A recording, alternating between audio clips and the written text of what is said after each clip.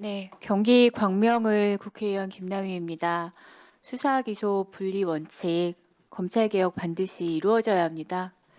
다만 이 과정에서 국민들이 특히 사회적 약자가 제도의 사각지대에 놓인다면 반드시 그 해결책을 찾아야 한다고 생각합니다.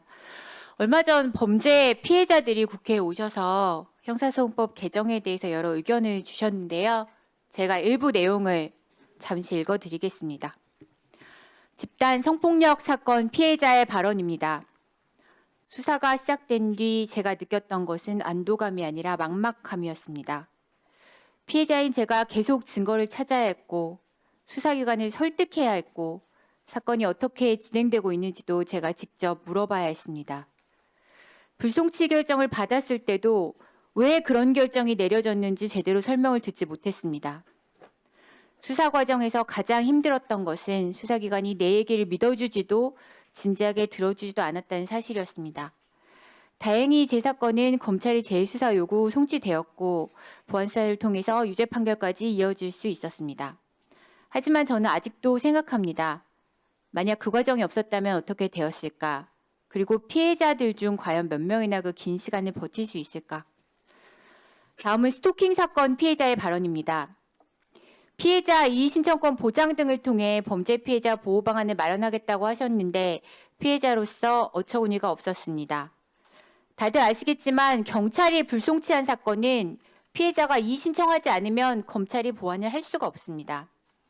이의신청이라고 하면은 이제 국민들은 간단하게 그냥 이의 있습니다 하면 될 것 같지만 경찰의 불송치 판단이 이러이러해서 잘못되었다는 것을 차근차근 따져서 서류를 제출해야 합니다.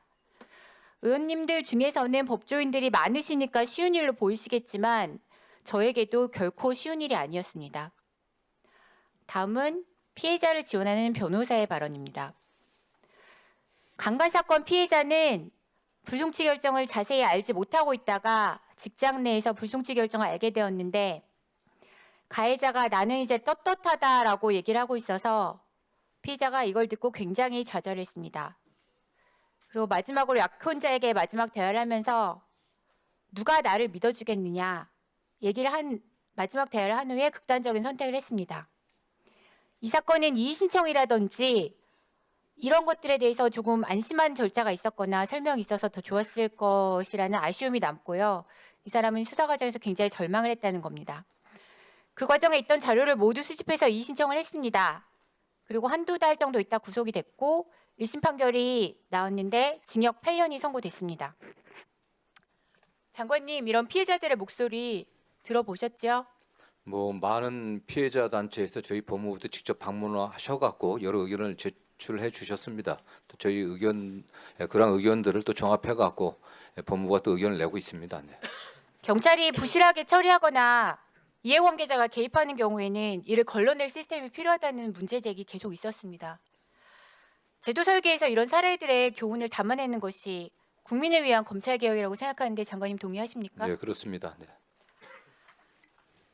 보안수사권 폐지된다면 발생하는 사회적 약자들의 어려움 막기 위해서 아동학대, 가정폭력, 성범죄, 아동성범죄, 스토킹, 장애인학대, 노인학대 같은 범죄에 대해서는 민주당 당론으로 적어도 사회적 약자를 위한 범죄에 대해서는 피해자들의 어려움을 막기 위해서 정권 송치를 허용하는 방안을 민주당 당론으로 정했고요. 법안을 준비 중입니다. 이런 사회적 약자들에 대한 범죄에 한해서는 최소한의 통로를 열어두고 경찰의 수사를 다시 확인할 수 있도록 하자는 그런 내용인데요. 이 대안에 대해서 의견 부탁드립니다. 예, 어쨌든 의원님들께서 그러한 고민을 입법 과정에 반영하려고 하는 노력에 저희는 감사하다는 말씀 드릴 수밖에 없습니다. 다만 그 사회적 약자 대상 범죄의 범위에 관련해서는 좀 더 또 고민을 좀 해주셨으면 하는 게 저희 바람입니다. 특히 불송치되거나 하는 이런 사건 중에서 우리 서민들을 상대로 한 경제 범죄들, 사기라든가 또는 보이스피싱이라든가 이런 부분들에 있어서 사실은 조금 이게 수사에 굉장히 어려움이 많은 사건들입니다. 이런 부분들이 한번 다시 걸러질 필요성이 있다고 저는 느낀 적이 많이 있었습니다. 그래서 다만 의원님들이 그런 노력은 제가 굉장히 고맙다고 말씀드리겠지만 좀 더 사회적 약자 대상의 범죄의 그 범위에 관련해서는 좀 더 심도 있는 고민을 또 함께 해주셨으면 좋겠다는 생각이 듭니다. 좀.